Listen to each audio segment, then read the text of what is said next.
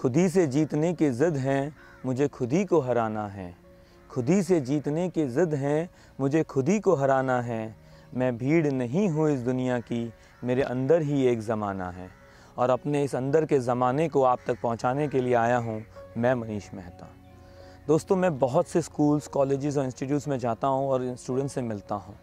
वो अपनी बहुत सी तकलीफ़ें लेके आते हैं, अपनी स्ट्रगल लाइफ, अपने घर की प्रॉब्लम्स, अपनी फेलियर्स, और ये सारी कहानियाँ वो मेरे पास लेके आते हैं उस उम्मीद के साथ कि वो भी सक्सेसफुल होंगे।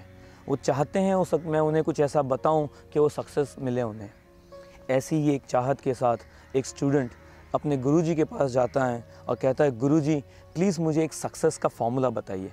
मैं सक्सेस होना चाहता हूँ किसी भी सूरत में, आप प्लीज़ मुझे वो फॉर्मूला दीजिए। गुरुजी ने उसका उत्साह देखा और कहा कि कल सुबह तू आ जा, एकदम नए से तैयार फ्रेश होके आ जा, मैं तुझे वो सक्सेस का फॉर्मूला देता हूँ। सुबह सुबह स्टूडेंट तैयार होकर अपने गुरुजी के पास पहुंचता है। गुरुजी ने उसे एक काम दिया, कहा मेरा ये काम बता दे, फिर मैं तुझे एक फॉर्मूला देता हूँ। वो बेचारा निकल पड़ा काम करने के लिए, दिन भर लगा रहा और शाम को थक चुका था, जाके घर सो गया।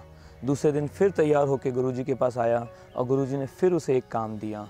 इस बार वो गुरुजी को मना नहीं कर पाया, वो फिर से उस काम के लिए करने निकल गया। दिन भर लगा रहा, फिर थक गया, फिर सो गया।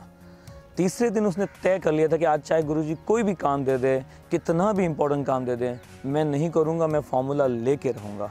वो सुबह गया गुरुजी के पास और बोला, गुरुजी आज तो मुझे वो फार्मूला दे दीजिए, आज प्लीज़ मुझे कोई काम मत दीजिए, मुझे वो फार्मूला दे दीजिए। गुरुजी ने उसका उत्साह देखा, उसकी लगातार कोशिश देखी। गुरुजी ने कहा, चल मेरे साथ। वो एक पानी के पनघट के पास ले गए। वहाँ पे एक ड्रम था, बड़ा सा ड्रम जो पानी से भरा हुआ था।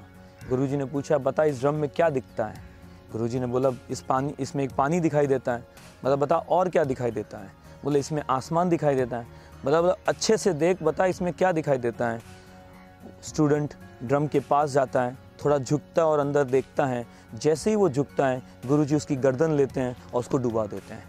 स्टूडेंट तड़पता रहता है, वो बहुत मेहनत करता है, बहुत कोशिश करता है, अंदर उससे सांस नहीं ली जाती है। वो बहुत कोशिश करता है लेकिन निकल नहीं पाता है। पता नहीं क्या करूँ क्या नहीं करूँ, उसे समझ नहीं आता है और लगातार कोशिश किया जाता है। और जब एकदम से वो अपनी हिम्मत हारने लगता है, गुरुजी देखता है कि वो हार रहा है, सीधा उसे बाहर निकालता है। 2 राहत की सांस लेता है और जैसे ही 2 राहत की सांस लेता है, गुरुजी ने फिर से उसकी गर्दन पकड़ी और फिर से उसे अंदर डुबाया। फिर से अपने आप को मरता देख के वो फिर से कोशिश करने लगा, हाथ पांव मारने लगा, ताकत लगाने लगा। बहुत कोशिश करते करते एक ज़ोर का धक्का उसने गुरुजी को ही मार दिया।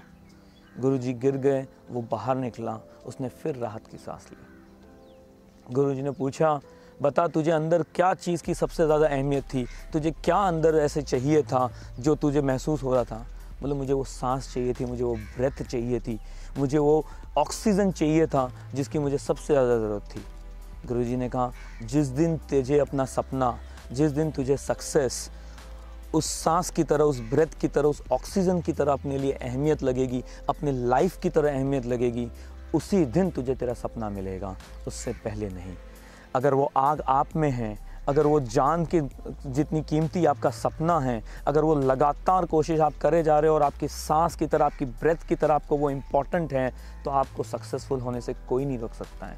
लेकिन अगर वो सिर्फ एक सपना है लेकिन इम्पॉर्टेंट नहीं रखता है, तो प्लीज़ एक ऐसा सपना ढूंढिए जिसे आप सांस की तरह जीते हैं, जिसे हर पल आप जीना चाहते हैं, जिसे लगातार एक ऑक्सीजन की तरह आप उसे जीते रहें, ताकि आप सक्सेसफुल हो सकें।